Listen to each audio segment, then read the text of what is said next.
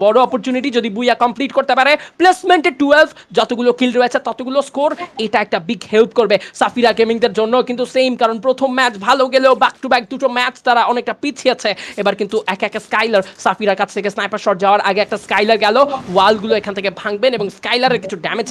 Skylar নয় sniper damage সেখান থেকে জুড়বে ম্যাট্রিক্সের কাছে রয়েছে single sniper but how long Safira জানিয়েছে একটা হেডশটের নক জানাবেন এবার পুরো গেমিং সিয়ামদেরকে সম্ভবত বিদায় রাফিন ঢুকছে আপন ঢুকছে গুড্ডু ঢুকছেন 1v3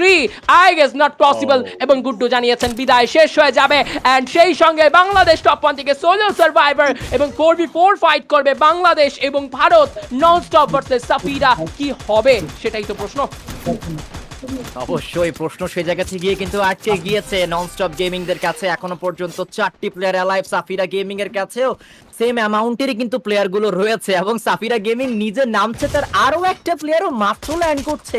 লুট কখন করবে ফাইট কখন করবে এনিমিকে কখন ফিনিশ করবে কখনই বা নক বের করবে কি হবে এই শেষ ফাইটের মধ্যে কিছুই কেউই জানে না সামনে যাবে প্রান্ত দাদা একমাত্র প্লেয়ার বাংলাদেশ টপ 1 দলের একজন অন্যতম অ্যাথলিট সামনে লড়াই করছে তার হাতে P90 প্রথম বের করবে এই প্লেয়ারটি ফিনিশটাও বের করতে চেয়েছিল কিন্তু মান্নু তার অ্যাঙ্গেলে এসে